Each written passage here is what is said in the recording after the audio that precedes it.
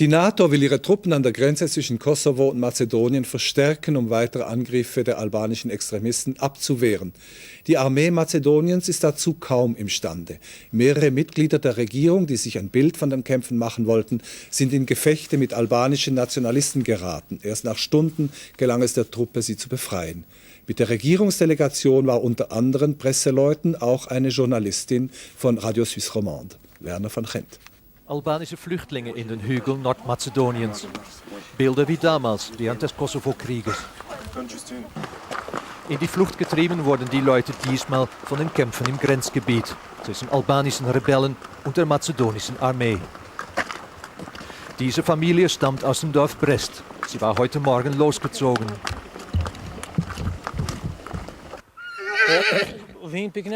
Die mazedonische Polizei sagte uns, ihr könnt schon bleiben. Sie haben uns nicht unter Druck gesetzt. Aber die ganze Nacht hindurch wurde geschossen. Das Haus erschütterte wegen der Explosionen. Ausgebrochen waren die Kämpfe gestern Nacht. Über diese Straße war eine hohe Regierungsdelegation in Begleitung von Journalisten in das Grenzgebiet gefahren, wohl um zu beweisen, dass die Regierung die Lage unter Kontrolle hat. Doch direkt hinter diesem Checkpoint war der Konvoi in einen Hinterhalt geraten. Ein Polizeioffizier wurde getötet, die Delegation flüchtete in ein verlassenes Dorf. Erst nach 20 Stunden gelang es Verstärkungen, die Delegation aus ihrer misslichen Lage zu befreien. Darunter auch die Schweizer Journalistin Angelique Kourounis vom Radio Suisse Romande. Es war ein richtig geplanter Anschlag mit dem Ziel, so viele Menschen wie möglich zu töten. Es war kein symbolischer Akt, es war ein gezielter Anschlag. Die Feuergefechte dauerten die ganze Nacht hindurch in Godesce und in Brest. Es wurde mit schweren Mörsern geschossen. Bis vor einer Stunde dauerte das an.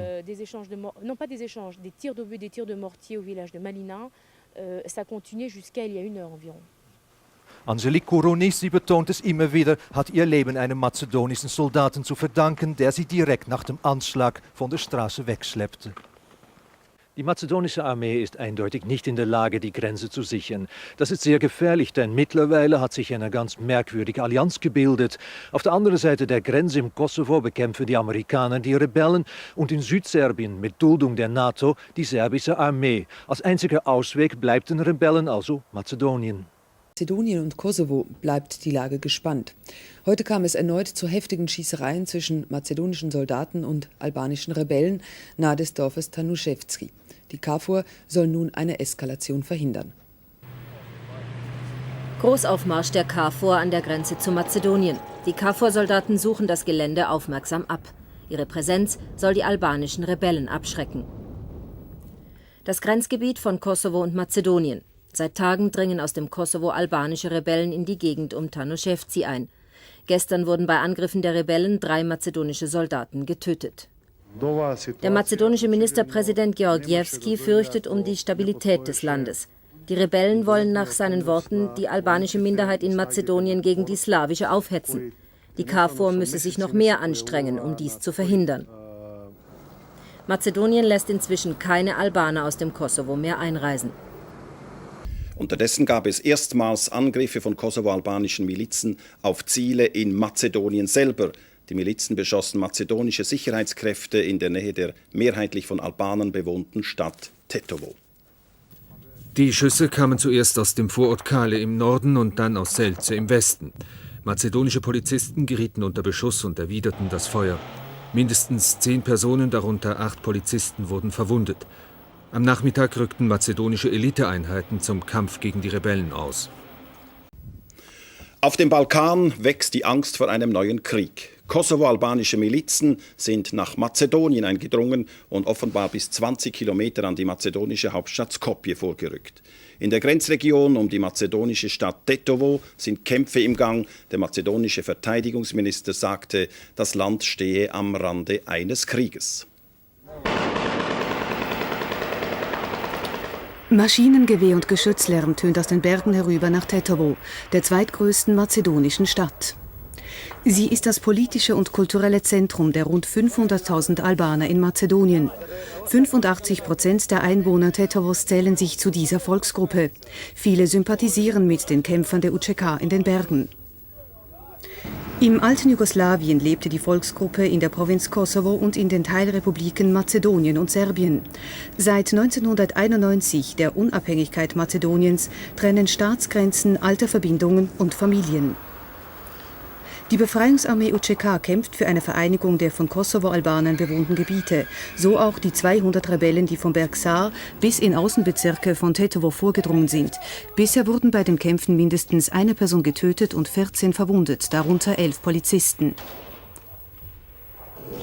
Sondertruppen der Polizei sind von der Regierung in Marsch gesetzt worden. Sie geben heftig Gegenfeuer. Mit Beifall begrüßen serbischstämmige Bewohner die Einfahrt von gepanzerten Fahrzeugen der Armee. Sie hoffen auf deren Schutz. Bereits in der Nacht hatten viele Familien der ethnischen Minderheit Tetovos die Flucht ergriffen. Lange Schlangen bildeten sich vor den Tankstellen. Die Kolonnen auf den Straßen wurden noch länger, nachdem die UÇK-Kämpfer Stellungen nur wenige 100 Meter vom Stadtzentrum entfernt eingenommen hatten.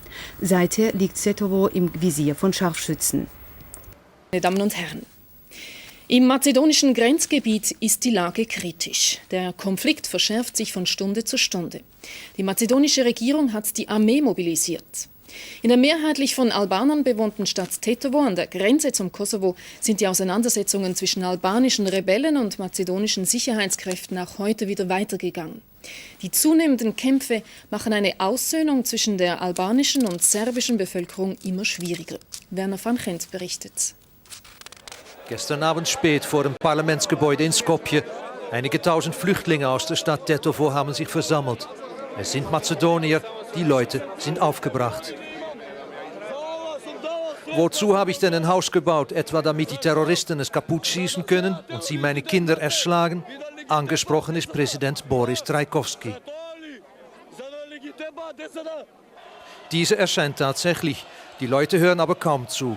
Trajkovski verspricht, die Terroristen aus Tetovo zu vertreiben. Doch wenn er das sagt, skandiert die Menge: Gib uns Waffen, wir wollen Waffen.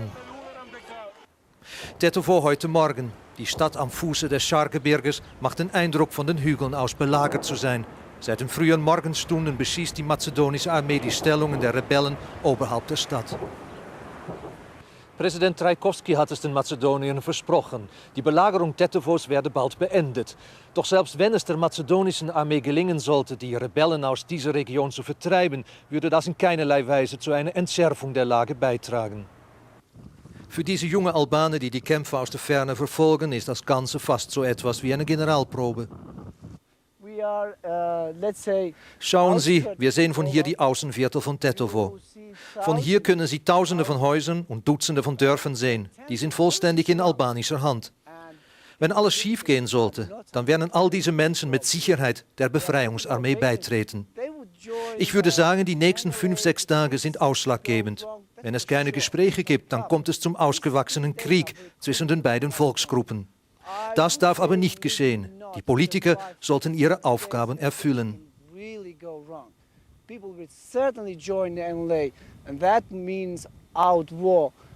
Angesichts der enormen Polarisierung ist es allerdings fraglich, ob es überhaupt noch... Die serbischen Truppen zogen aus dem Kosovo ab. Kaum 2 Jahre sind sie her. Man hoffte auf einen stabilen Frieden in der Region. Doch das Pulverfass Balkan bleibt ein Pulverfass, denn nun scheint wieder alles von vorn zu beginnen. Was als Scharmützel albanischer Extremisten an der kosovarischen Grenze zu Mazedonien begonnen hat, droht nun zu einem militärischen Konflikt, vielleicht gar zu einem Bürgerkrieg zu eskalieren. Bürgerkrieg auf dem Balkan. Erst in Bosnien, dann im Kosovo. Wird er bald auch in Mazedonien ausbrechen?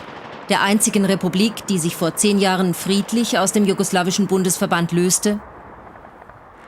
In Tetovo, der zweitgrößten Stadt Mazedoniens, fuhren heute Panzer der Armee ein, um die Polizei zu unterstützen.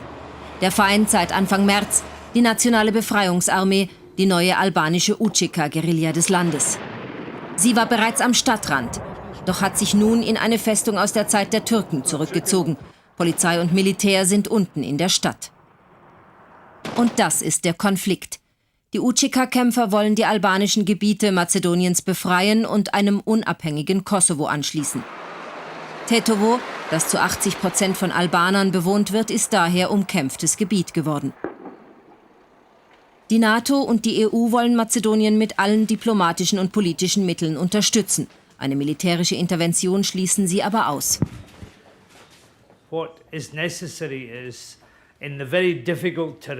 Es ist nötig, das schwierige Grenzgebiet zwischen Mazedonien und dem Kosovo zu kontrollieren, die Versorgung der mazedonischen Rebellen so gut es geht zu unterbinden. Daher verpflichtet sich die NATO, die Grenze zu kontrollieren und wird zusätzliche Truppen dahin entsenden.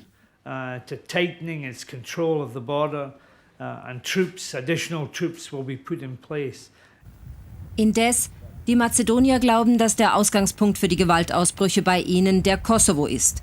Die serbische Provinz ist seit 2 Jahren quasi ein Protektorat der UNO. Und diese hat die frühere Befreiungsarmee im Kosovo, die sich ebenfalls UÇK nennt, nie richtig entwaffnet.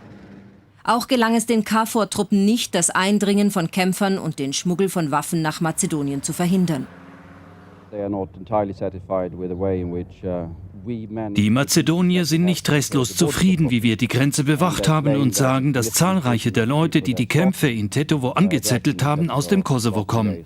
Das ist unbefriedigend und in diesem Fall müssen wir mehr tun. Wir sollten jetzt nicht dramatisieren, sondern mit Ruhe und Besonnenheit darauf setzen, dass wir die Gewalt dort eindämmen und zum Erlöschen bringen. Warum die Gewalt unbedingt zu löschen sei, erklärte heute in Brüssel Mazedoniens Außenminister Neher. Wir müssen allen auf dem Balkan zeigen, dass ein gemischtes ethnisches Modell wie in Mazedonien nicht nur verdient, beschützt zu werden, sondern auch gefördert. Mit der Entsendung von Truppen nach Tetovo glaubt die Regierung Mazedoniens, die Lage unter Kontrolle zu kriegen. Doch die Leute haben Angst, legen Notvorräte an, stehen Schlange vor den Passbüros. Etliche haben die Stadt schon verlassen. Die Kämpfe im Grenzgebiet zwischen Kosovo und Mazedonien haben in Brüssel einige Betriebsamkeit in Gang gebracht. EU und NATO wollen durch frühe klare Signale verhindern, dass die täglichen Schießereien zum Krieg ausarten. Die Kämpfe, vor allem in Tetovo, gehen dennoch unvermindert weiter. Artilleriesalven in Tetovo. Die mazedonischen Sicherheitskräfte greifen zu immer schwererem Geschütz, vorerst allerdings ohne erkennbaren Erfolg. Die albanischstämmigen Rebellen haben sich im Wald verschanzt. Bloß Scharfschützen können sie wirksam bekämpfen. Trotzdem fährt Mazedonien das wenige verfügbare Kriegsmaterial auf, darunter einige Panzer und schwere 120 mm Granatwerfer. Eine hilflose Kriegsschau, denn mit diesen Waffen ist den Rebellen kaum beizukommen, solange sie den Nachschub aus dem Kosovo direkt in ihre Stellungen ob Tetovo bringen können. Mazedoniens Außenminister Kerim pocht deshalb in Brüssel auf nachhaltige Unterstützung mit einigem Erfolg. Die NATO verspricht, die Grenze besser zu kontrollieren. Die KFOR-Einheiten werden zu diesem Zweck verstärkt. Die EU will gar die territoriale Integrität Mazedoniens garantieren.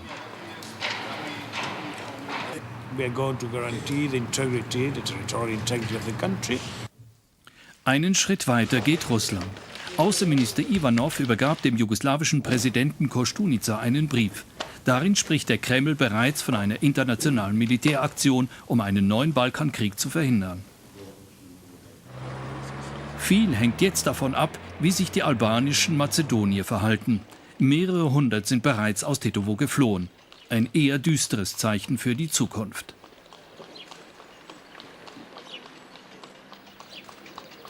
Werner van Gent in Skopje, das klingt alles ziemlich bedrohlich. Was kann oder sollte Mazedonien denn jetzt noch tun? Die mazedonische Regierung steckt wirklich in einer sehr schwierigen Lage, denn einerseits muss sie jetzt wirklich beweisen, dieser Belagerung in Tetovo ein Ende setzen zu können. Andererseits kann sie dabei nicht allzu viel militärische Gewalt anwenden, denn das würde sofort eine gewalttätige Reaktion der Albaner hier provozieren. Und dann hätte man sehr schnell einen ausgewachsenen Bürgerkrieg.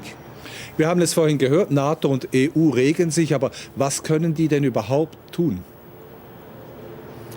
Die NATO könnte zum Beispiel über eine Erweiterung des Kosovo-Mandates diskutieren. Das wurde auch getan. Die meisten Regierungen stehen dem sehr skeptisch gegenüber. Andererseits müsste man sich wahrscheinlich bedenken, dass dies ein Signal wäre, das zeigen würde, dass die NATO wirklich bereit ist, hier auch Konflikt beruhigend zu wirken. Und man müsste sich überlegen, dass es wahrscheinlich sehr viel später gar keine andere Möglichkeit mehr geben wird, wenn es dann tatsächlich zu einem ausgewachsenen Bürgerkrieg kommen würde.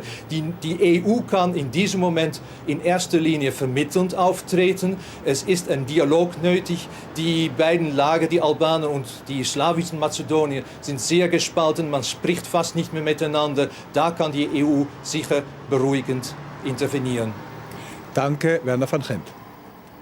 Die albanischen Rebellen drohen Mazedonien mit noch mehr Gewalt, wenn die Regierung nicht bereit sei, über Zugeständnisse an die albanischstämmige Bevölkerung zu verhandeln.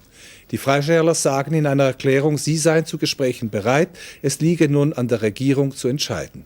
Die Regierung in Skopje lehnt das Ultimatum ab und verstärkt den militärischen Einsatz und stellt ihrerseits das Ultimatum, die Rebellen müssen das Land innerhalb 24 Stunden verlassen. Um ihnen den Rückzug zu ermöglichen, hat die Regierung Waffenruhe ab Mittwoch Mitternacht angekündigt. Am 6. Tag der Kämpfe, Offensive der mazedonischen Armee. Ziele sind die Rebellenstützpunkte in den Berghängen rund um Tetovo. Am Stadtrand nehmen die Sicherheitskräfte Häuser unter Beschuss, die von den albanischen Extremisten genutzt werden. Gefährlich für die wenigen Menschen, die in der Siedlung verblieben sind. Der Mann versucht, sich vor den Kugeln in Sicherheit zu bringen.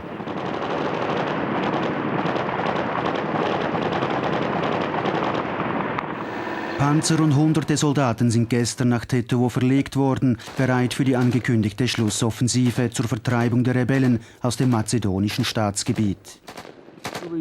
Derweil versuchen die Politiker, eine Lösung des Konfliktes zu finden. Treffen der Staatschefs der südeuropäischen Staaten in Skopje.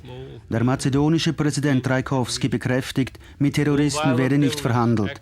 Die mazedonische Armee werde die Terroristen schlagen und aus Mazedonien vertreiben. Die Vertreter der südosteuropäischen Länder stellen sich demonstrativ hinter Trajkovski, sichern ihm Hilfe zu. Und auch der außenpolitische Repräsentant der EU, Javier Solana, unterstützt ihn. Eine Lösung muss im Dialog erreicht werden. Gewalt hat keinen Platz.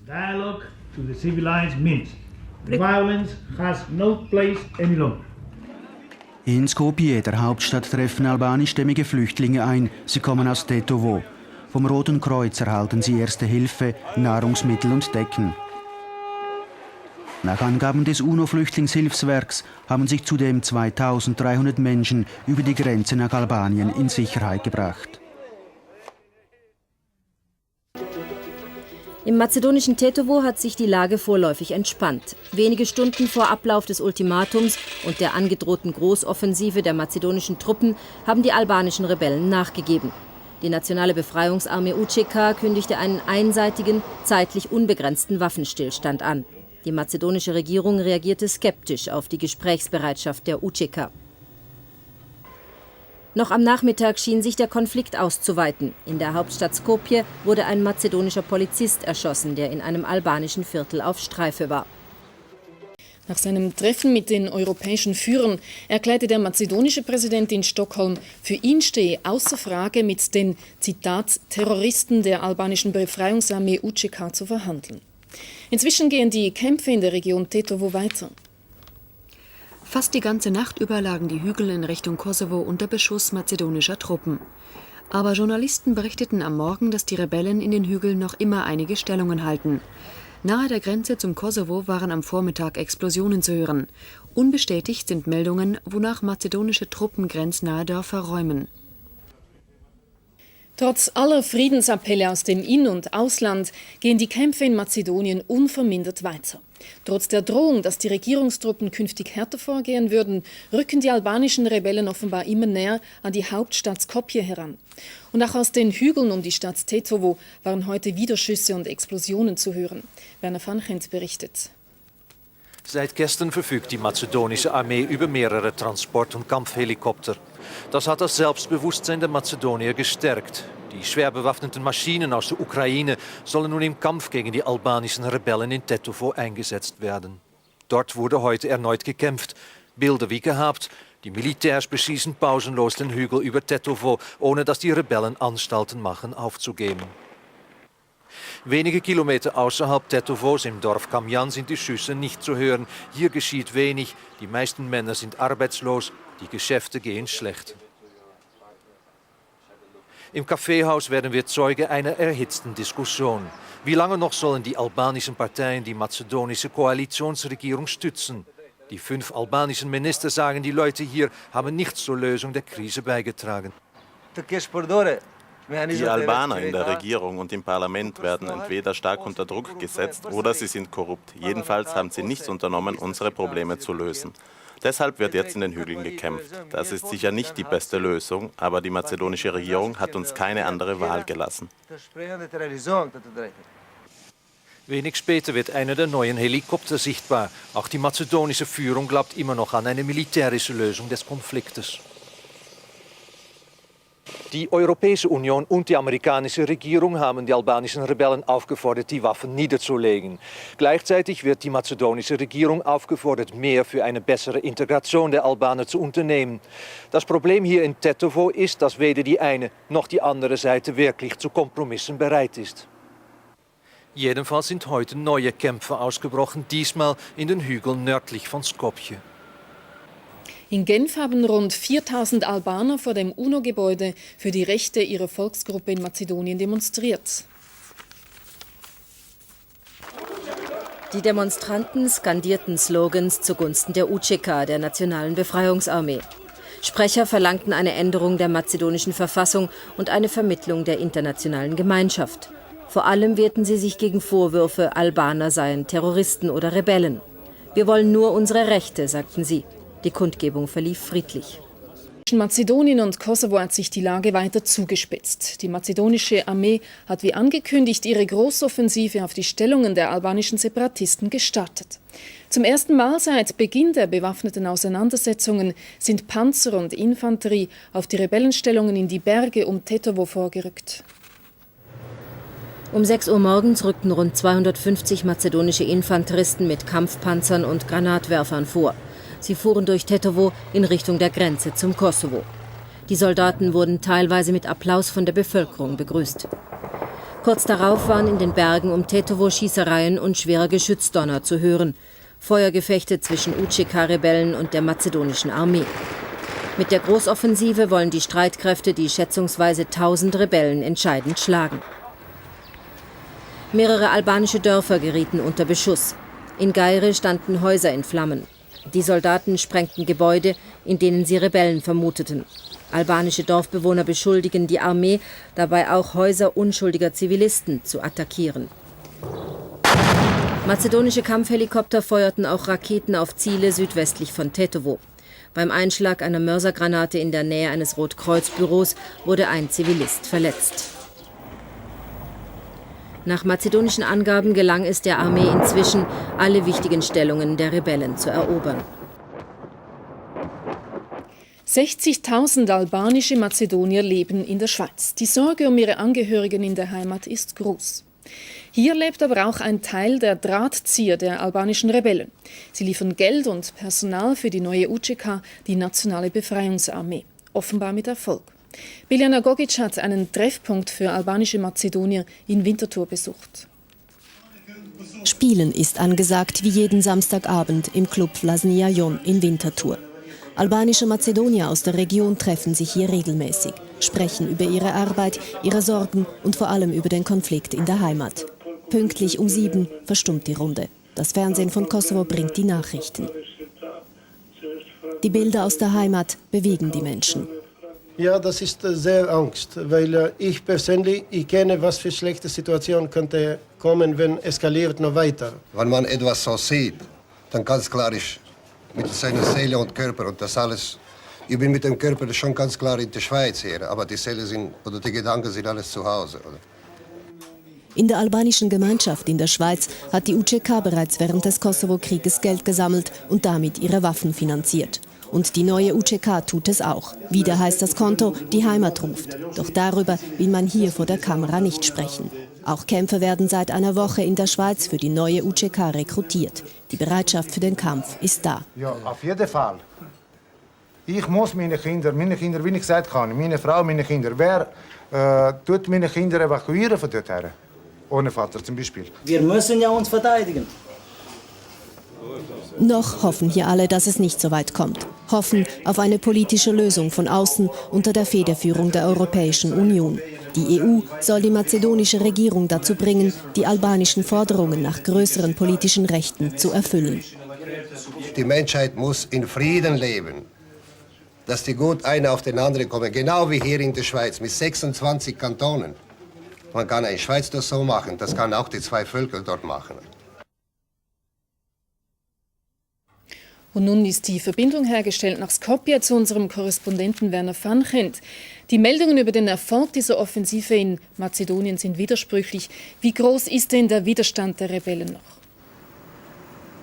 Der Widerstand ist sehr viel größer als anfänglich erwartet. Heute Morgen hat die mazedonische Armee das Gebiet sehr stark beschossen und man glaubte, dass es keine Widerstandsnester mehr gäbe. Als dann die Infanteriesoldaten am Nachmittag einmarschiert sind, da hat es sehr viel Widerstand gegeben. Momentan beherrschen die mazedonischen Streitkräfte einen Großteil des Hügelgeländes hinter Tetovo, aber es gibt immer noch Widerstand. Falls nun die mazedonische Regierung die Rebellen doch in den Griff bekommt, würde denn das Ende der Kämpfe bedeuten?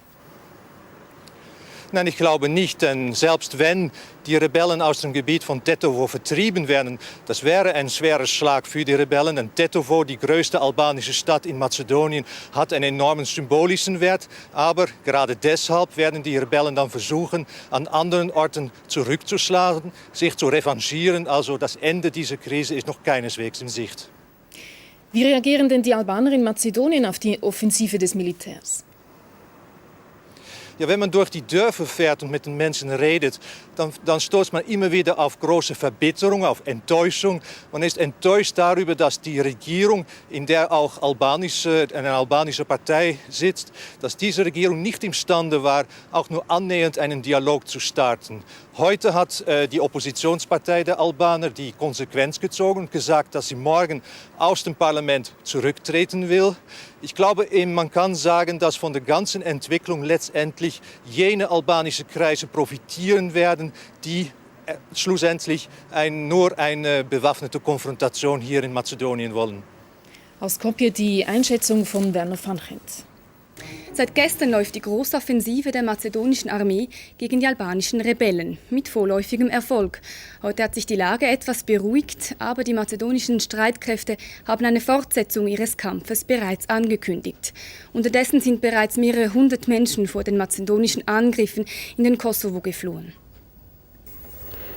Nachdem die mazedonische Armee gestern damit begonnen hatte, mit Panzern gegen die bewaffneten albanischen Extremisten vorzugehen, herrschte in der Stadt Tetovo und in der Umgebung heute eine gespannte Ruhe.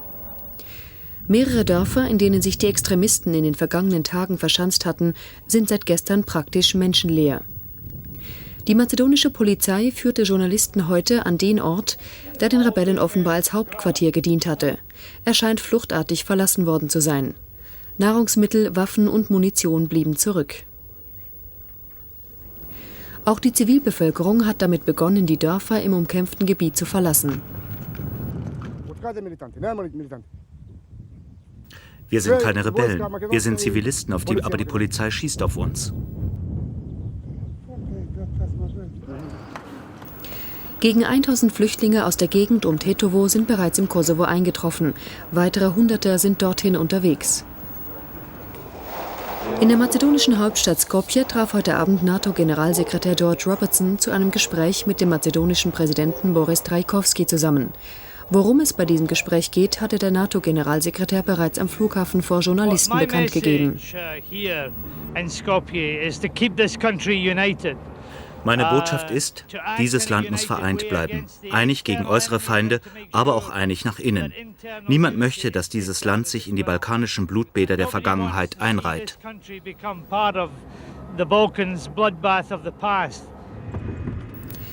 Der britische Premierminister Tony Blair gab heute bekannt, dass Großbritannien zusammen mit Schweden eine Spezialtruppe bilden wird, die verhindern soll, dass die albanischen Extremisten vom Kosovo aus weiter mit Nachschub beliefert werden. Mazedonien. Nach den schweren Kämpfen in der Nacht herrschte heute im mazedonischen Grenzgebiet bei Tetovo gespannte Ruhe. Den mazedonischen Truppen ist es offenbar gelungen, die Rebellen aus einigen Grenzdörfern zu vertreiben, aber die Folge der Kämpfe ist auch ein wachsender Flüchtlingsstrom nach Albanien und in den Kosovo. Nach 12 Stunden Flucht sind diese Menschen endlich am Ziel, in einem Dorf im Süden des Kosovo. Der Weg führte sie auf schmalen Saumpfaden über die Berge nördlich von Tetovo bis hierhin.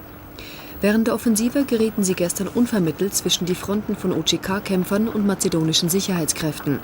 Laut Angaben des UNHCR sind bisher gegen 1000 Menschen in den Kosovo geflüchtet. Die meisten dieser Menschen sind überstürzt aufgebrochen und konnten nur das Allernötigste mitnehmen. Meistens sind es Frauen mit Kindern oder ältere Menschen. Die jüngeren Männer blieben zurück. Notdürftig werden sie bei Privatpersonen verpflegt. Die Dörfer im Kampfgebiet oberhalb Tetovo sind verlassen.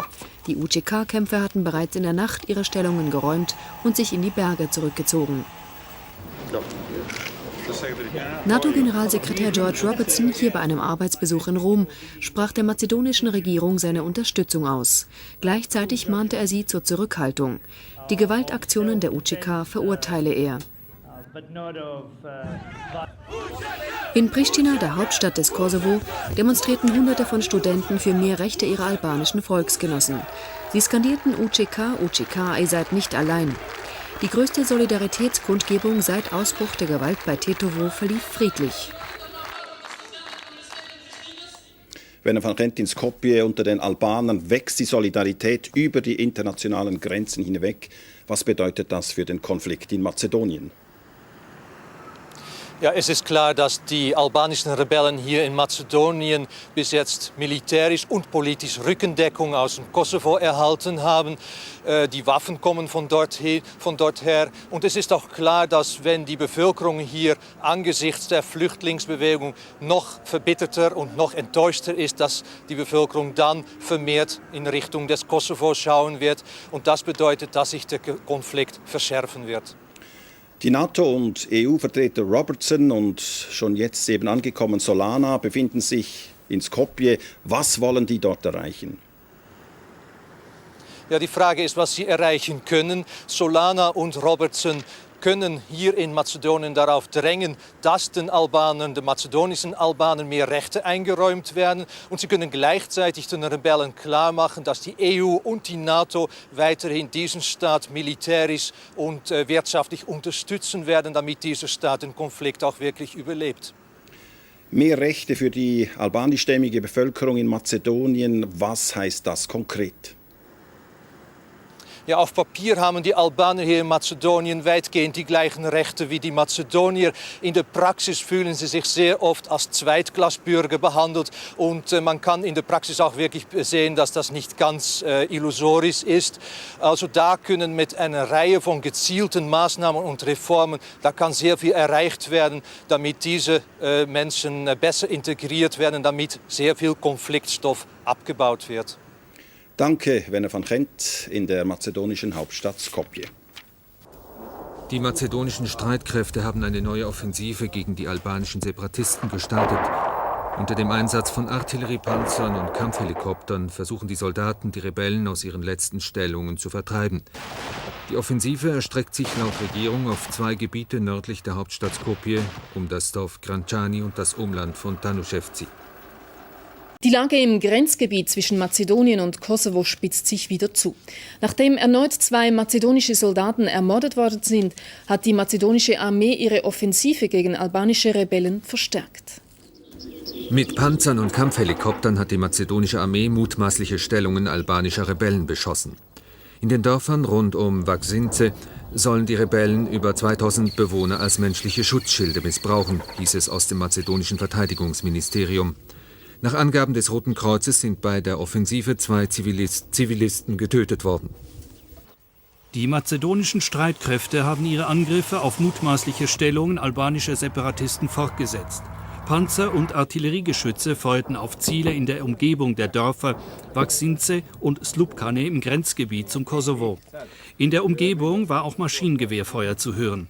Aus Militärkreisen verlautete, die Truppen hätten ein Haus zerstört, das vermutlich als Kommandozentrale genutzt worden sei.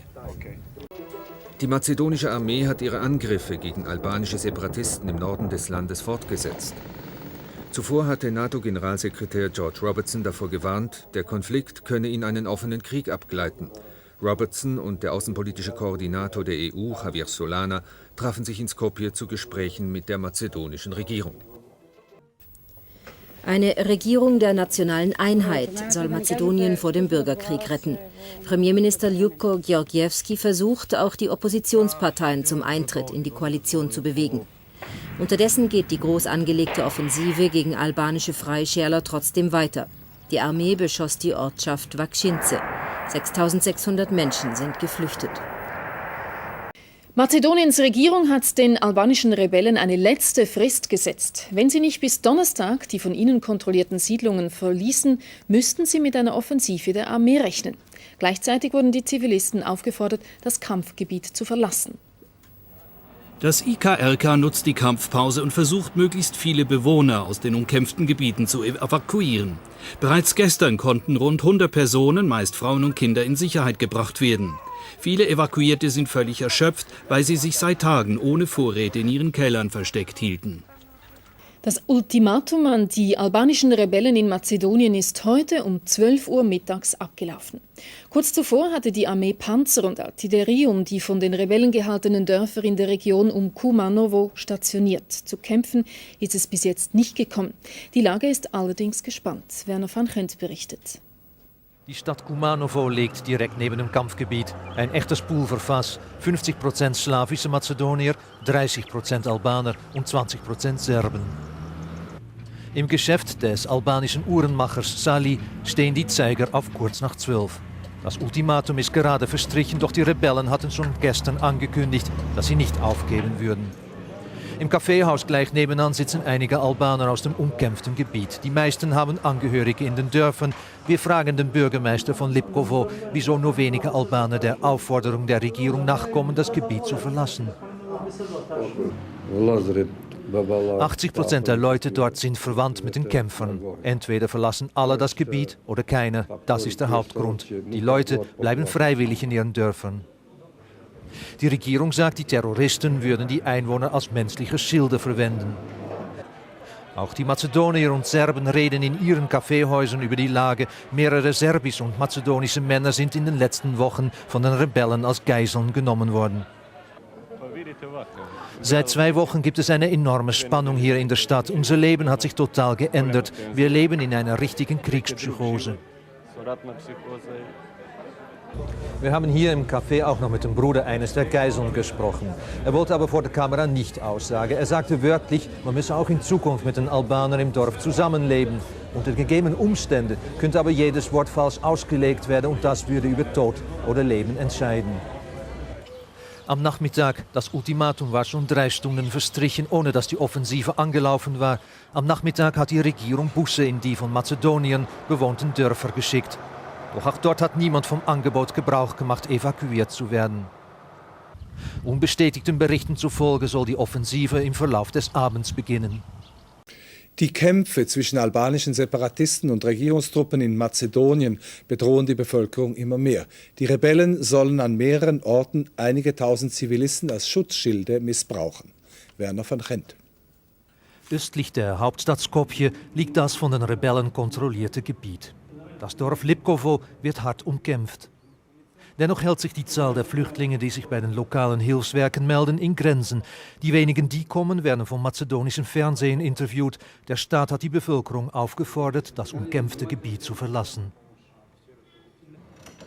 Im Lager des albanischen Hilfswerkes Al-Hilal liegen die Hilfsgüter, die für die in den Dörfern zurückgebliebene Zivilbevölkerung bestimmt sind. Die Helfer wurden aber von der Armee zurückgeschickt. Die Begründung: die Hilfsgüter wären sowieso bei den Terroristen gelandet. Auch das IKRK versucht der Zivilbevölkerung im Gebiet zu helfen. Heute war eine Fahrt nach Lipkovo und Lojane vorgesehen. Also wir versuchen gewisse medizinische Hilfsgüter, hygienische Hilfsgüter in die Gebiete reinzubringen. Wir versuchen gewisse Leute zu evakuieren, die eben medizinische Fälle oder Leute, die dringend raus müssen. Und auch versuchen wir, Gefangenen zu besuchen. Die albanischen Kämpfer haben 3 Leute gefangen. Das Rote Kreuz konnte einen besuchen. Aber heute durften Sie nicht in das Gebiet fahren. Wieso? Weil die Sicherheitsbedingungen nicht so klar waren. Wir haben von beiden Seiten nicht die Garantien bekommen, die wir nötig haben, um unsere Arbeit auszuführen. Die Lage spitzt sich zu, ein Teil der Bevölkerung weigert sich aber weiterhin, die umkämpften Dörfer zu verlassen. Die Regierung will, dass dieses Gebiet so schnell wie möglich geräumt wird. Die geplante Großoffensive würde sonst allzu viele Opfer unter der Zivilbevölkerung fordern und das ließe sich international kaum vertreten. Die Rebellen haben dagegen ein großes Interesse daran, dass die Bewohner in den Dörfern bleiben. Alles dreht sich in diesem Moment also um die Zivilbevölkerung und das ist ziemlich beunruhigend. Die Armee Mazedoniens demonstriert Härte und hat eine Offensive gegen die albanischen Rebellen im Grenzgebiet zwischen Mazedonien und dem Kosovo begonnen. Die Armee will 11 von den Rebellen besetzte Dörfer zurückerobern.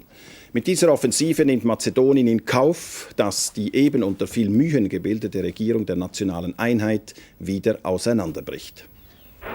Mit schwerer Artillerie und Kampfhelikoptern hat die mazedonische Armee mehrere Dörfer um Vaksinze beschossen. Die Armee will die Freilassung von hunderten Zivilisten erzwingen, die von den Rebellen als Geiseln gehalten werden. Die albanischen Rebellen bestreiten dies. Nach ihren Angaben wurden bei der Armeeoffensive mindestens 12 Menschen getötet und rund 200 verletzt. Innenminister Ljuben Boškovski kritisierte derweil die Vertreter der albanischen Parteien, weil sie heimlich ein Abkommen mit den Rebellen getroffen haben. Mit Panzerattacken und Kampfhelikoptern haben heute die mazedonischen Regierungstruppen ihre Angriffe auf die albanischen UÇK-Guerilla fortgeführt. Unter der zunehmenden Gewalt leidet besonders die Zivilbevölkerung. Die Menschen müssen aus den umkämpften Dörfern fliehen und vermehrt kommt es nun zu Fällen, wo die mazedonische Polizei albanische Zivilisten brutal misshandelt. Menschenrechtsorganisationen wie zum Beispiel Human Rights Watch reden sogar von systematischen Übergriffen. Werner van Gendt. In einem Haus in Kumanovo treffen wir den Albaner Bunjam Limani. Er wurde am Samstag in einem Reisebus an der bulgarisch-mazedonischen Grenze festgenommen. Da er häufig zwischen der Türkei und Mazedonien unterwegs ist, verdächtigten die Polizisten ihn, ein Helfer der Rebellen zu sein. Danach begannen sie mich zu schlagen. Sie haben mich wahnsinnig malträtiert. In den Nebenzimmern wurden Menschen gefoltert. Sie wollten mich zwingen, Sachen zu gestehen, mit denen ich nichts zu tun habe.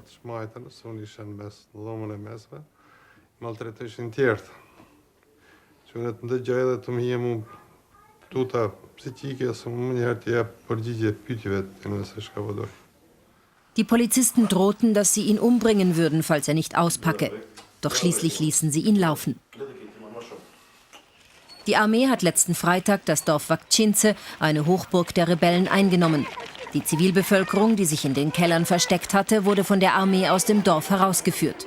Die Männer wurden von den Frauen getrennt und von den Militärs mit brutalen Methoden befragt. Sie untersuchten unsere Hände. Sie wollten herausfinden, ob wir geschossen hätten. Sie sagten, für dich haben wir eine ganz persönliche Behandlung und brachten einen Kübel mit Wasser. Sie sagten, das Wasser sei noch etwas warm, also bringen wir kälteres Wasser. Dann gossen sie ganz langsam kochend heißes Wasser über meine Hände. Sie sagten, ich dürfe mich nicht rühren, ansonsten würden sie das Wasser über meinen ganzen Körper gießen. Mazedonische Truppen haben heute ihre Angriffe gegen Stellungen albanischer Guerillakämpfer mit unverminderter Heftigkeit weitergeführt. Ein offener Bürgerkrieg ist wahrscheinlicher denn je.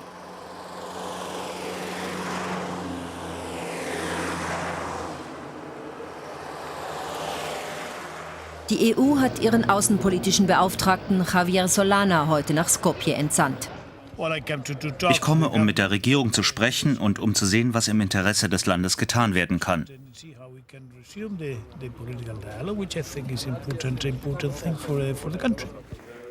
Heute Nachmittag sprach Solana mit Präsident Boris Trajkovski und anderen Vertretern der mazedonischen Regierung.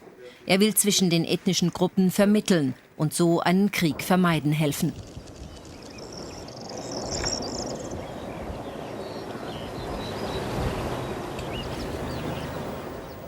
Wir haben es im Beitrag gesehen, brutale Polizeimethoden gegen albanische Zivilisten. Werner van Gendt in Skopje, wie lässt sich diese zunehmende Gewalt der mazedonischen Polizei denn erklären?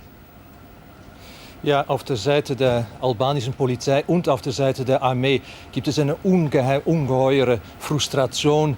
Die Militärs und die Polizisten sagen immer wieder, wir können mit den Rebellen innerhalb von wenigen Tagen fertig werden, aber es sind die Politiker hier in Mazedonien, aber auch die Politiker in Europa, die uns daran hindern. Und für diese Frustration zahlen jetzt einmal mehr die Zivilisten. Aufgestauter Frust also auf der einen Seite, das wird nun wiederum Rachegefühle in der albanischen Bevölkerung schüren.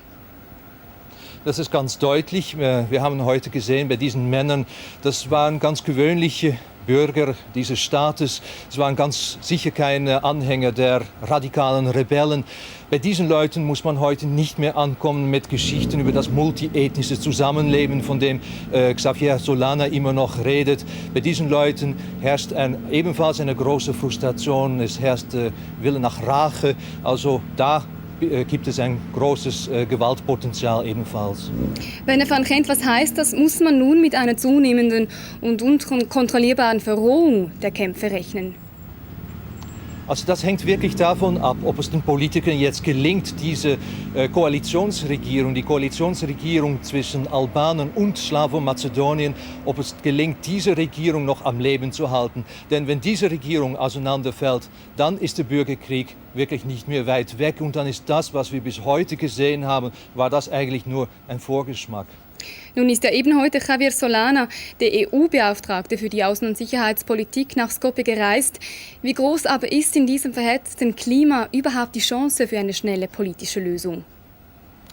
Eine schnelle politische Lösung muss man ausschließen.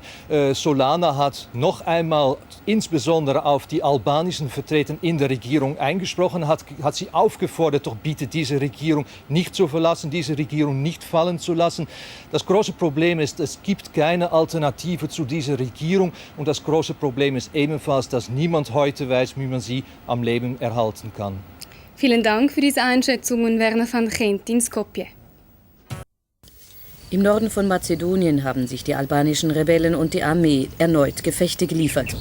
Ein Militärsprecher sagte, die Rebellen hätten bei Straßenkämpfen in Matejce, 25 Kilometer nordöstlich der Hauptstadt Skopje, schwere Verluste erlitten. Auf ein Amnestieangebot der Regierung sind die Rebellen bisher nicht eingegangen. Alle Bemühungen, Regierung und Rebellen zu einem Frieden zu bringen, sind gescheitert. In Mazedonien ist die Waffenruhe vorbei. Nach 11 Tagen relativer Ruhe hat die mazedonische Armee mit Artillerie, Panzern und Kampfschubhaubern Stellungen der albanischen Rebellen in der Nähe der Hauptstadt Skopje angegriffen. Die mazedonischen Truppen wollen nach eigenen Angaben die Rebellen in der Region Aracinovo vertreiben. Der Ort liegt nur 10 Kilometer von Skopje entfernt. Die albanischen Rebellen drohten umgehend mit Vergeltung. NATO-Generalsekretär Robertson und US-Außenminister Powell betonten, das Militärbündnis prüfe die Stationierung von Truppen. Wir hoffen auf eine politische Lösung für Mazedonien. Wir stehen hinter dem Plan, NATO-Soldaten zur Entwaffnung der albanischen Rebellen einzusetzen.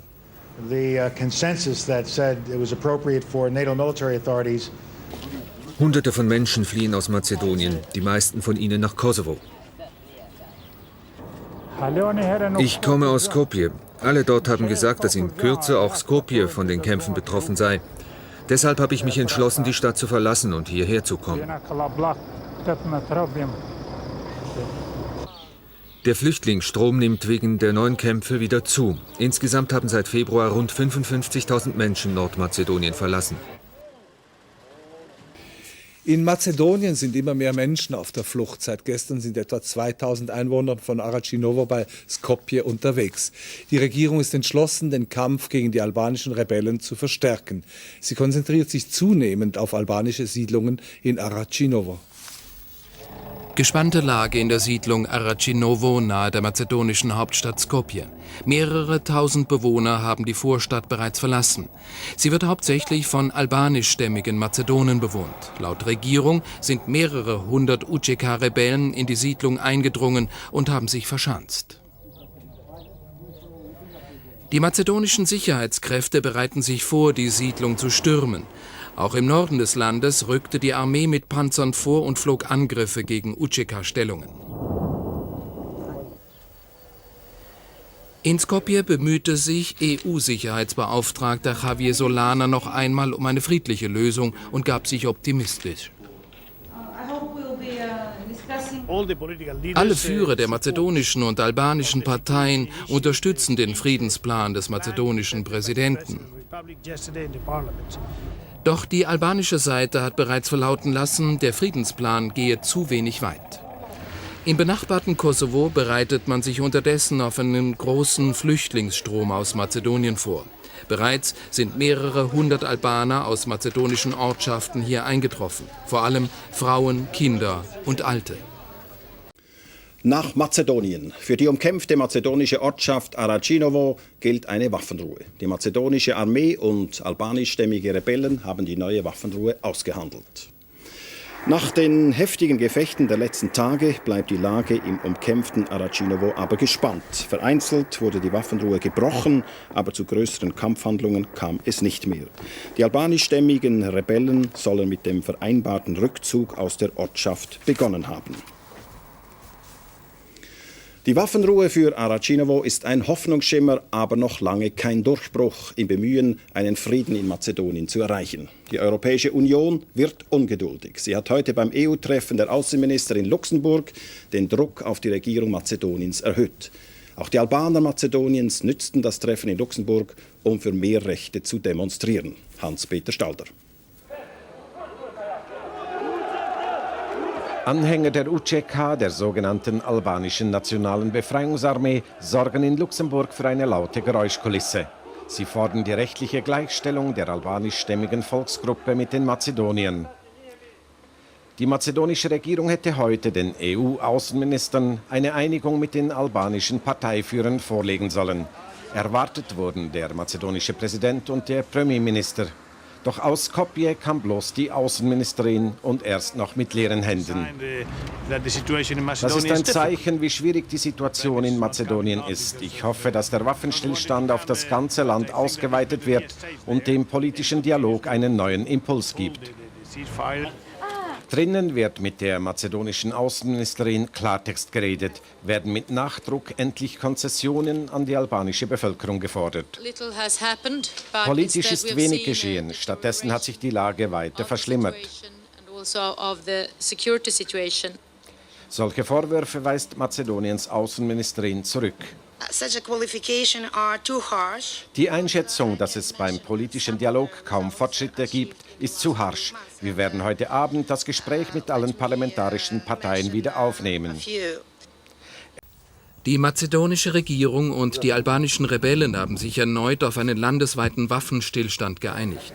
Die Waffenruhe soll um Mitternacht in Kraft treten und zeitlich unbegrenzt gelten. Die Regierung und die Rebellen hatten bereits am 24. Juni einen Waffenstillstand vereinbart, der allerdings fast täglich gebrochen wurde.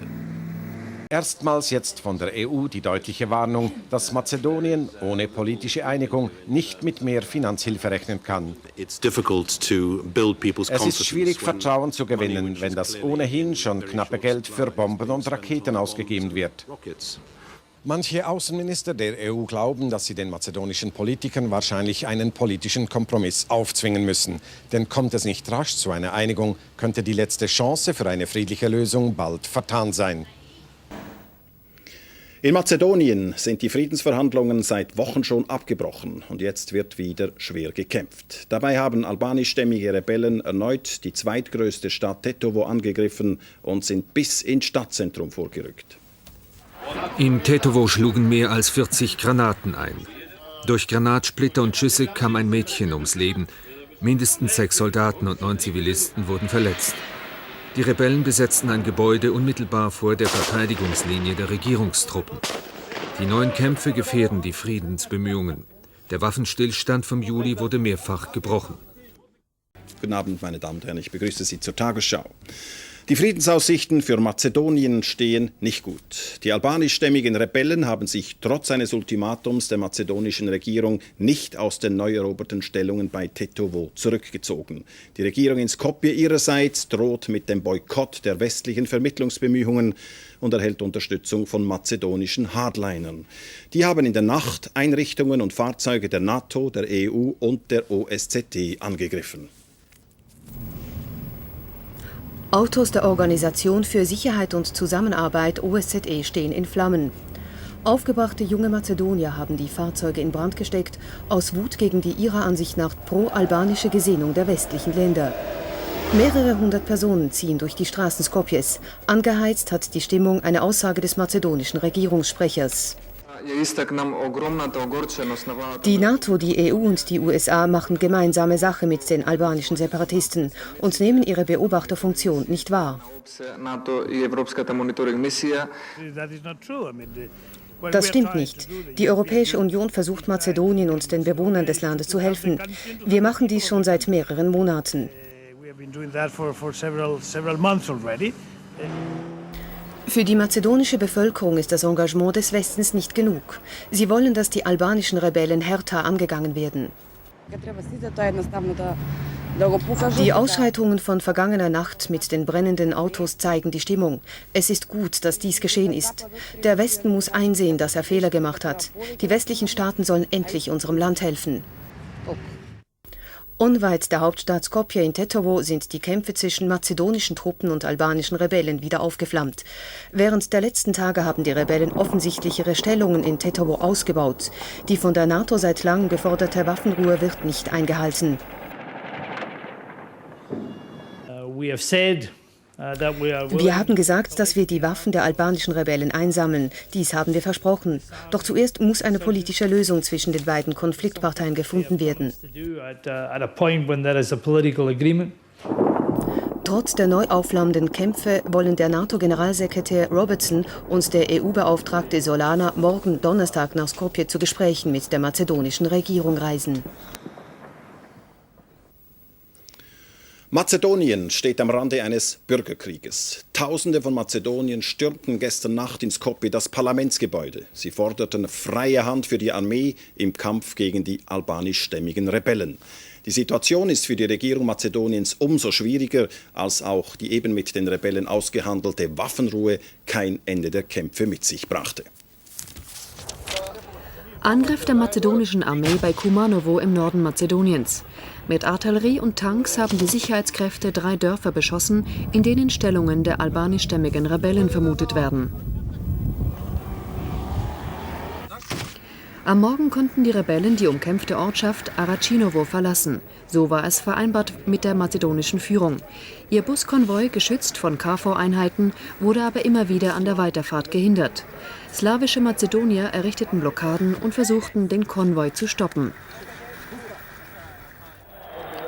Vor dem Parlament in Skopje hatten in der Nacht mehrere tausend slawische Mazedonier ein härteres Vorgehen gegen die Rebellen gefordert.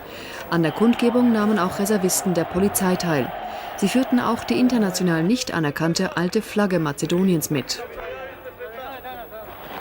Als einige Demonstranten das Parlament stürmen wollten, kam es zum Schusswechsel mit den Sicherheitskräften. Über mögliche Verletzte gab es keine Angaben. In Mazedonien stehen die Zeichen heute zumindest auf Entspannung. Die albanischstämmigen Rebellen haben sich teilweise aus ihren eben eroberten Positionen um Tetovo zurückgezogen und NATO-Generalsekretär Robertson und der EU-Delegierte Solana unternahmen in Skopje einen weiteren Versuch, die Streitparteien zu einem Friedensabkommen zu bewegen. Stundenlanges Ringen, um den politischen Prozess wieder in Gang zu bringen. NATO-Generalsekretär George Robertson und EU-Delegierter Javier Solana verhandeln mit der mazedonischen Regierung. Nach dem Gespräch äußern sich die Verhandlungsteilnehmer zuversichtlich. Unter dem Strich, die politische Lösung kommt wieder in Fahrt. Ebenso die Möglichkeit für einen Waffenstillstand. Noch wenige Stunden zuvor sah alles anders aus. Die mazedonische Regierung verstärkte ihr Truppenaufgebot in der Region Tetovo, um härter gegen die albanischstämmigen Rebellen vorgehen zu können. Doch die Rebellen zogen sich gemäß NATO-Angaben größtenteils hinter die vereinbarten Linien zurück. Die Lage blieb heute ruhig. Viele Einwohner Tetovos haben die Stadt wegen der unsicheren Lage in den vergangenen Tagen verlassen. In Skopje begrüße ich Werner van Gent. Werner van Gent, die beiden westlichen Vermittler zeigen Zuversicht. Worauf gründet die eigentlich? Ja, vielleicht war es so, dass sie gar nicht anders konnten, denn Mazedonien war nie so nah an einem Bürgerkrieg wie in den letzten Tagen. Also sie sind hierher gekommen, um diese sehr schlimme Möglichkeit, um da einen Ausweg aus dieser Krise zu finden, und sie mussten einfach Optimismus zur Schau stellen, auch wenn die Lage in Tetovo und in der Umgebung von Tetovo weiterhin ziemlich kritisch ist. Gibt es denn irgendwelche Bereiche, in denen sich die Streitparteien näher gekommen sind? Ja, heute hat Präsident Trajkovski gesagt, man sei sich in 95% der Fragen einig geworden. Es bliebe jetzt noch 5% übrig, und die 5% werden wir in den nächsten Stunden, hat er gesagt, oder vielleicht in den nächsten Tagen lösen. Allerdings, er hat nicht gesagt, wo denn genau diese 5%, hat diese 5% nicht näher umschrieben. Und es gibt doch begründete Befürchtungen, dass da darunter auch die Sprachenfrage fällt. Die Albaner fordern ja, dass das Albanisch zur zweiten Amtssprache erhoben wird, und das will die Mehrheit der slawischen Mazedonier auf keinen Fall. Also diese 5% dürften noch sehr schwierig zu überwinden sein. Nur kurz, Werner van Gent, gibt es eine Chance seit diesen Gesprächen, dass die albanischstämmigen Rebellen ihre Waffen niederlegen? Es ist schwierig, die Rebellen hatten bisher die Initiative, die werden sie so einfach nicht abgeben. Sie werden darauf bestehen, dass in der Sprachenfrage und in einigen weiteren kleineren Fragen, dass es wenigstens da Zugeständnisse gibt. Danke, Werner van Gent in Skopje. In Mazedonien versuchen amerikanische und europäische Vermittler, die Konfliktparteien zu einem Friedensabkommen zu bewegen. Zweiter Tag der Verhandlungen unter internationaler Vermittlung am Ohridsee. Im Mittelpunkt der Gespräche steht die Sprachenfrage. Der Kompromiss der Vermittler sieht vor, dass Albanisch als zweite Amtssprache in den Gebieten eingeführt wird, in denen Albaner 20% der Bevölkerung stellen. Gegen diese Vermittlungsgespräche haben in der Nacht auf heute in Skopje mehrere tausend Menschen protestiert. Die Demonstranten bezeichneten die Gespräche als Einmischung. Ziel sei es, Mazedonien zu albanisieren. Das friedliche Zusammenleben in Mazedonien gestaltet sich nach wie vor schwierig. Die slawischen Mazedonier und Albaner, die in ihre Häuser zurückkehren wollen, stoßen anstatt auf Verständnis auf blanken Hass. Werner van Gent berichtet. Heute Morgen am Stadtrand von Skopje, kilometerlang reihen sich die Wagen von Albanern aus dem heftig umkämpften Arachinovo. Vor einem Monat waren sie von dort geflüchtet, jetzt dürfen sie heimkehren, wenn auch nur im Schritttempo. 2 Tage und 2 Nächte lang tobten hier die Kämpfe, bis internationale Unterhändler den Abzug der Rebellen bewirkten. 80% der Häuser sind schwer beschädigt. Sie sitzen auf den Trümmern von dem, was einst ihr Haus war. Der 82-jährige Ahmed erzählt, das ganze Dorf habe gezittert, die Trümmerstücke seien durch die Luft geflogen, alles in der Umgebung habe daraufhin gebrannt. Zum ersten Mal wurden beim Kampf um Arachinovo die 2 neuen russischen Kampfflugzeuge Mazedoniens eingesetzt, mit verheerenden Folgen. Die meisten Rückkehrer haben heute auch einen Blick in die Moschee geworfen, die schwer beschädigt wurde. Die orthodoxe Kirche gleich nebenan blieb dagegen unversehrt. 30% der Einwohner Arachinovo sind slawische Mazedonier. Auch sie sind heute zurückgekehrt. Die meisten allerdings nur, um das abzuholen, was nicht zerstört, gestohlen oder getötet wurde. Sie haben Angst, dass mit den Albanern auch die UÇK-Kämpfer nach Arachinovo zurückkehren. Die Europäische Union und die NATO feiern die Rückkehr der Vertriebenen als vertrauensbildende Maßnahme. Doch ist sehr zu befürchten, dass das, was die Albaner und die slawischen Mazedonier in ihren Dörfern vorgefunden haben, den Hass und auch die Abneigung, weiterhin zusammenzuleben, nur noch vergrößert hat. Wie tief der Graben ist, sehen wir am Nachmittag außerhalb von Tetovo, wo ein UÇK-Kommandant demonstrativ vor die Kamera tritt. Die Rebellen haben sich zwar aus Tetovo zurückgezogen, sie beherrschen aber weiterhin die Umgebung. Die UÇK wolle nur Frieden, sagt er, und lässt gleichzeitig keinen Zweifel daran bestehen, dass die Rebellen ihre Bedingungen dieses Friedens auch weiterhin mit Gewalt durchsetzen wollen. Ins Ausland. In Mazedonien gibt es Hoffnung. Laut dem EU-Vermittler besteht die Chance, dass der Friedensvertrag von den 4 wichtigsten mazedonischen Parteien am kommenden Montag unterzeichnet werden könnte. Ungeachtet dessen aber ist es auch heute zu einem Zwischenfall gekommen. Albanischstämmige Rebellen haben einen Konvoi der mazedonischen Armee in einen Hinterhalt gelockt. 10 Regierungssoldaten wurden getötet, mehrere verletzt. An dieser Straßenkreuzung überfielen die albanischstämmigen Rebellen die mazedonischen Soldaten, nur 15 Kilometer von der Hauptstadt Skopje entfernt. Die mazedonischen Soldaten waren Teil eines Konvois, der Truppen in den Norden nach Tetovo brachte, zur Verstärkung der mazedonischen Einheiten. In und um Tetovo wurde heute wieder gekämpft. 10 getötete Soldaten. Die albanischen Rebellen sind Terroristen. Es sind einfach Kriminelle und wir sollten sie als solche behandeln, reagierte der Distriktstaatsanwalt auf den Überfall.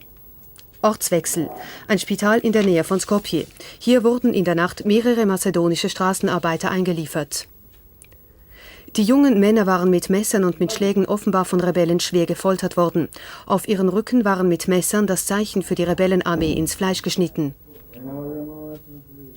In Skopje reagierten die Menschen mit großer Wut auf die Folterungen und auf die 10 getöteten Soldaten. Einige tausend Personen demonstrierten gegen die, wie sie meinten, albanisch-freundliche Haltung westlicher Staaten. Die amerikanische Botschaft in Skopje ist auf alles gefasst. In Mazedonien sind bei einem Angriff albanischer Rebellen auf einen mazedonischen Militärkonvoi 10 Soldaten getötet worden. Es handelte sich um den schwersten Zwischenfall seit dem Ausbruch der Kämpfe vor einem halben Jahr. Trotz des Überfalls haben in der Stadt Ohrid die wichtigsten Verhandlungsparteien einem Friedensabkommen für Mazedonien zugestimmt. Nach Angaben des EU-Vermittlers François Lyotard könnte das Abkommen am Montag unterzeichnet werden. Die Aussicht auf Frieden in Mazedonien, der doch vor Tagen noch in Griffweite zu rücken schien, steht sehr schlecht. Um Tetovo und um Skopje sind wieder schwere Kämpfe im Gang. 7 Soldaten sind bei der Explosion von Minen in der Nähe der Hauptstadt ums Leben gekommen. Das Militär macht die albanischen Rebellen für den Anschlag verantwortlich. Die 7 Soldaten wurden bei der Explosion zweier Minen 10 Kilometer nördlich der Hauptstadt getötet. Weitere 4 wurden verletzt, als ihr Lastwagen auf die Landminen fuhr. Die schweren Kämpfe um Tetovo und Skopje stellen die für Montag geplante Unterzeichnung des Friedensvertrages in Frage, auf die sich Regierung und die Parteien der mazedonisch-albanischen Minderheit geeinigt hatten. Es ist fast zu schön, um wahr zu sein. In Mazedonien verläuft die Umsetzung des eben abgeschlossenen Friedensabkommens weitgehend nach Plan. Nachdem die albanischen Rebellen ihre Entwaffnung zugestimmt haben, kommen schon bald NATO-Soldaten zum Einsatz. Der NATO-Rat hat in Brüssel beschlossen, in Kürze ein Vorausdetachement von 400 Soldaten nach Mazedonien zu schicken. Die NATO will keine unnötige Zeit verschwenden. Im Friedensplan hat sie sich für die Entwaffnung der UÇK-Rebellen bereit erklärt. Jetzt will sie handeln, aber keine Risiken eingehen. Die vollständige Stationierung der NATO-Truppen wird erst erfolgen, wenn wir die Gewähr haben, dass die Waffenruhe eingehalten wird. Nur unter dieser Bedingung können wir die Entwaffnung der Rebellen durchführen. In Mazedoniens Hauptstadt Skopje werden zunächst 400 NATO-Soldaten die Grundlagen für die Mission schaffen. Sie werden ein Hauptquartier aufbauen. Die eigentliche Entwaffnung der UÇK-Rebellen soll zu einem späteren Zeitpunkt stattfinden. Wie die NATO-Soldaten dabei genau vorgehen wollen, ist noch unklar. Für die Entwaffnung der UÇK-Rebellen sind 30 Tage geplant. Insgesamt 3.500 Soldaten will die NATO dafür einsetzen. Die Rebellen entwaffnen, das ist also die Hauptaufgabe der NATO-Truppen. Doch viele Mazedonier trauen dem Frieden nicht. Sie glauben nicht, dass die UÇK-Rebellen wirklich auf ihre Waffen verzichten werden. Große Skepsis herrscht auch in der albanischstämmigen Bevölkerung. Vielen wäre es wohler, wenn die Rebellen ihre Waffen behalten. Eine Reportage von Werner van Gent. Spuren des Krieges. Hier zwischen Skopje und Tetovo gerieten 10 mazedonische Soldaten in der vergangenen Woche in einen Hinterhalt. Keiner überlebte. Dann die Fahrt in das von den Rebellen kontrollierte Gebiet. Beim Checkpoint der UÇK muss die Kamera verschwinden. Das hatte der Fahrer uns geraten. Die UÇK sei momentan ziemlich kamerascheu. Das merken wir auch in einem Dorf unweit von Tetovo. Hier hat die UÇK in einem Keller ein Feldlazarett eingerichtet. Die Soldatinnen und Soldaten dürfen aber auf keinen Fall gefilmt werden. In einem nahegelegenen Restaurant die Begründung für die Geheimnistuerei. Die Zeitung Fakti berichtet über ein angeblich vom mazedonischen Militär verübtes Massaker. Hier ist man trotz des Friedensabkommens mitten im Krieg. Und zur Entwaffnung der UÇK meint dieser Mann: Die Leute hier würden es nicht gerne sehen, wenn die UÇK entwaffnet wird, denn man hat Angst vor neuen Massakern. Deshalb wird die UÇK ihre Waffen nicht so schnell abgeben. Für sie sind die Waffen der UÇK eine Lebensversicherung. Ich habe in diesem Restaurant auch noch mit dem lokalen UÇK-Kommandanten gesprochen, der leider vor der Kamera nicht aussagen wollte. Der Krieg, so sagte er, sei noch lange nicht ausgestanden. Dem Friedensabkommen wollte er jedenfalls keine große Erfolgschance einräumen und entsprechend zurückhaltend war er auf die Frage, ob die UÇK dann letztendlich bereit sei, die Waffen wirklich abzugeben. Auch die slawischen Mazedonier in Skopje sind vorwiegend skeptisch über das Abkommen. Es ist schwer, optimistisch zu sein. Das Abkommen hat ja nichts geändert. In Tetovo werden wir weiter von den Albanern unter Druck gesetzt, die Stadt zu verlassen.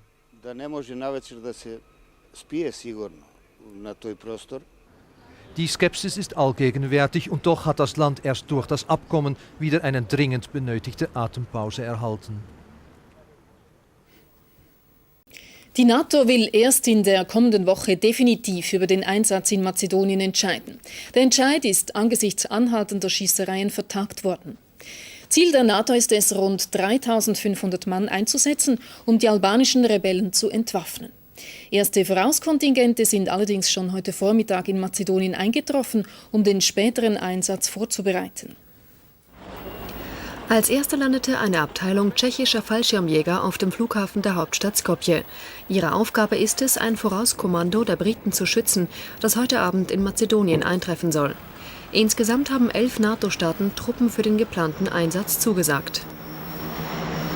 Our soldiers will not come here to enforce the peace. Die NATO-Soldaten kommen nicht hierher, um den Frieden zu erzwingen. Sie müssen nur Waffen und Munition einsammeln, die ihnen freiwillig übergeben werden.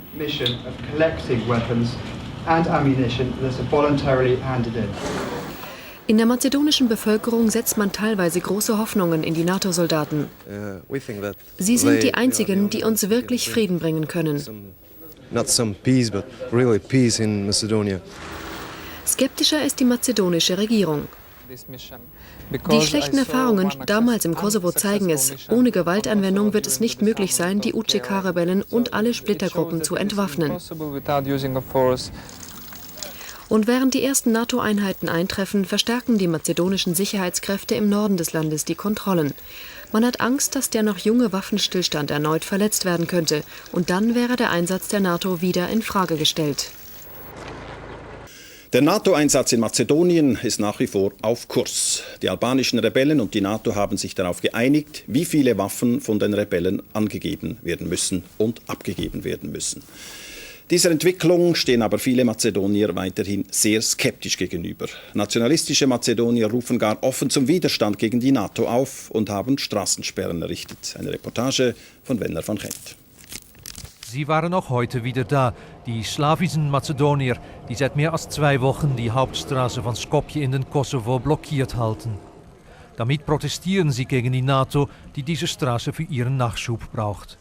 NATO, so das Plakat, stünde für neue albanische Terroristenorganisation. Die Straße wollen sie erst dann wieder freigeben, wenn die NATO ihnen ermöglicht, in ihre von den albanischen Rebellen besetzten Dörfer zurückzukehren. Die NATO-Operation wird bedeutende Ernte genannt. Damit meinen sie nicht, dass die Waffen der albanischen Terroristen eingesammelt, sondern dass die letzten Mazedonier aus den Dörfern Tetovos vertrieben werden. Eine ganz andere Stimmung im Gebirge oberhalb von Tetovo. Hier im idyllisch wirkenden Dorf Šipkovica hat die UÇK ihre Kommandozentrale. Von hier aus wird der 6 Monate alte Aufstand gesteuert. Noch ist schwer zu glauben, dass diese Männer ihre Waffen tatsächlich freiwillig abgeben wollen. Doch die Rebellenführer signalisieren der NATO Kooperationsbereitschaft. Solange wir sehen, dass das Friedensabkommen tatsächlich eingehalten wird, brauchen wir unseren Aufstand nicht fortzusetzen. Wir haben ja erreicht, was wir wollen. Und so heißt man die NATO vorerst noch herzlich willkommen in Šipkovica. Hier im Rebellenhauptquartier gibt man sich gelassen. Man wird einige Waffen abgeben, natürlich nicht alle, und man wird dann warten, wie die mazedonische Seite reagiert. Für den Fall, dass das mazedonische Parlament das Friedensabkommen nicht ratifiziert, hat man auch schon eine Antwort parat. Man wird neue Waffen kaufen und weiterkämpfen. Egal ob die Kämpfe nun weitergehen oder nicht, nie zuvor war der Glaube an die Macht der Waffen so tief verankert als jetzt. Mazedonien. Die NATO hat ihre Kontrollen im Grenzgebiet zwischen Mazedonien und Kosovo verstärkt. Sie nahm heute 45 Rebellen fest, die versucht hatten, vom Kosovo illegal nach Mazedonien einzudringen. Den militärischen Nachschub aus dem Kosovo zu stoppen, ist nur eine der Aufgaben, die die NATO in Mazedonien erfüllen muss. Schon jetzt ist klar, der NATO-Einsatz wird länger dauern und weit mehr Truppen benötigen als ursprünglich geplant. Werner van Gent.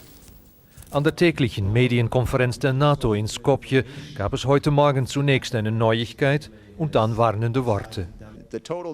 Zuerst sagte Major Johnson, die Zahl der Truppen der NATO-Operation sei aus Sicherheitsgründen von 3.500 auf 5.000 erhöht worden. Dann folgte die Warnung. Wir alle wissen, dass es im Falle eines Zusammenbruches des Friedensprozesses keinen Ausweg mehr aus dem Bürgerkrieg gibt. Genau das haben wir bislang zu verhindern versucht.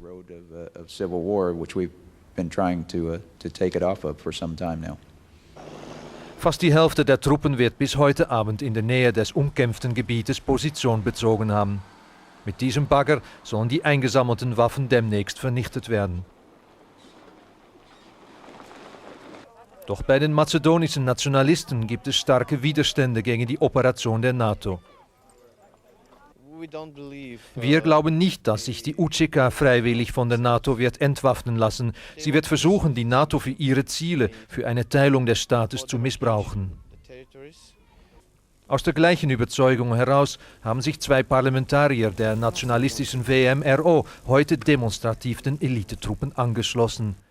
Sie sollen nun im Gebirge stationiert werden, um gegen die Rebellen zu kämpfen, falls der Waffenstillstand zusammenbrechen sollte.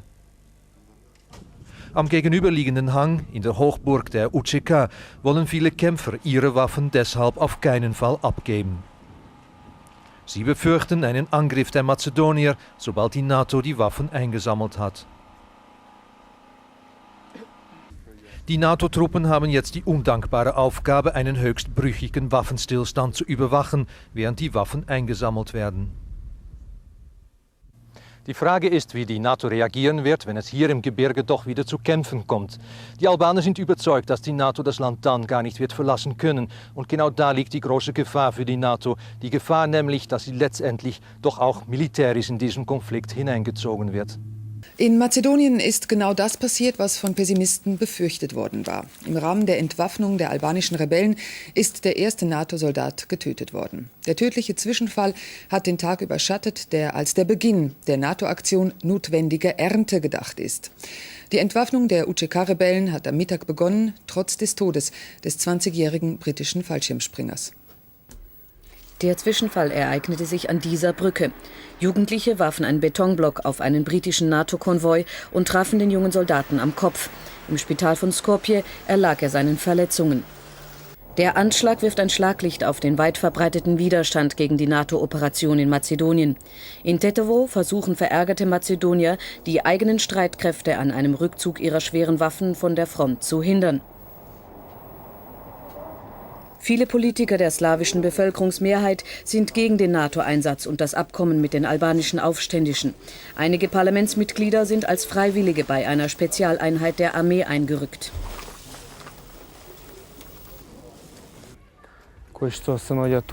Filip Petrovski will keinen Kompromiss mit den Rebellen. Wir leben in einem Land, das von Albanern attackiert wird. Sie sind ganz nah, nur 1 Kilometer von hier. Immer wieder greifen sie unsere Positionen an. Denn das hier sind die letzten Dörfer vor Skopje. Unser Land ist in großer Gefahr und wir müssen es schützen. Für NATO-Verantwortliche gibt es jedoch keine Alternative zum Abkommen über die Abgabe der Waffen der Rebellen und dem Rückzug der schweren Waffen der mazedonischen Armee von der Front. Die Alternative, so betonen sie, sei offener Krieg. Trotz des Todes des britischen Soldaten hat darum die NATO pünktlich mit dem Einsammeln der Waffen begonnen.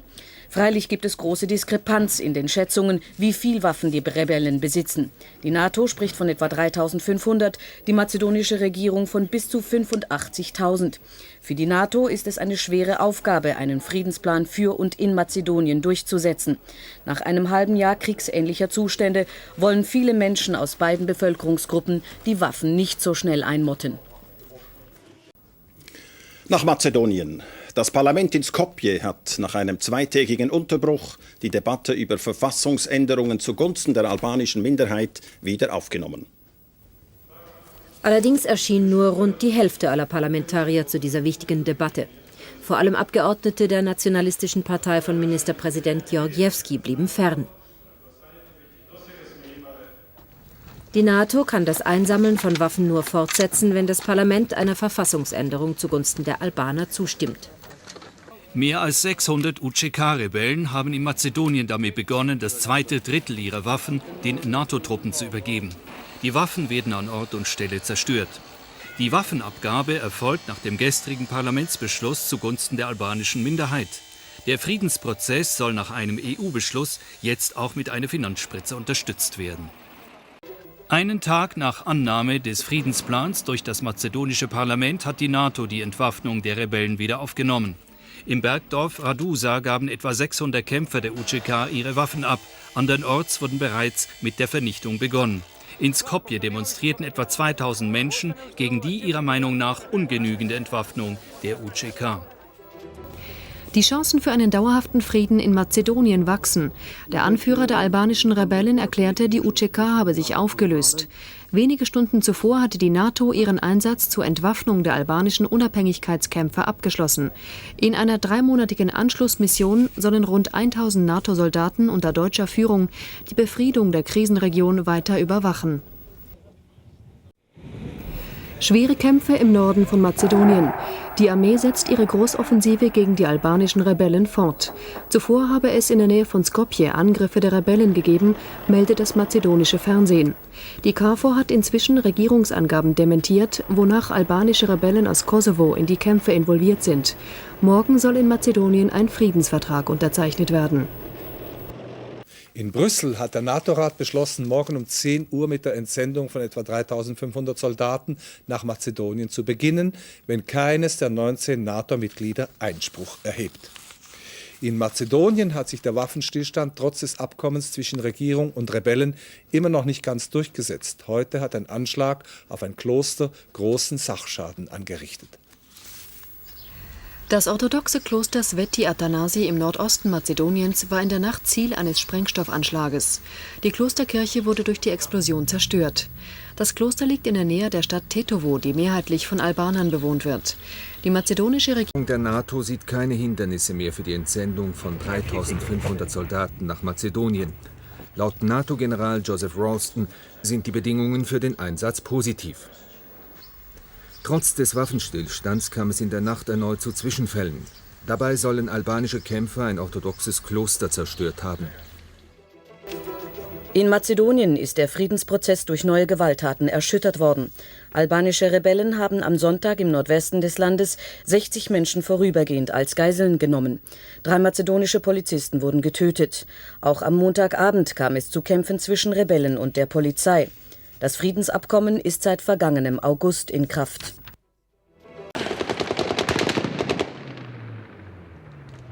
Mazedonische Polizisten erschießen in Tetovo 2 Zivilisten. In Mazedonien bricht der Bürgerkrieg aus. Die mazedonische Armee geht gegen albanischstämmige Rebellen vor, die eine Großoffensive gestartet hatten. Dörfer von albanischstämmigen werden zerstört. Der Bürgerkrieg löst einen Flüchtlingsstrom aus. Im Friedensabkommen, das im August geschlossen wird, werden den albanischstämmigen mehr Rechte zugestanden.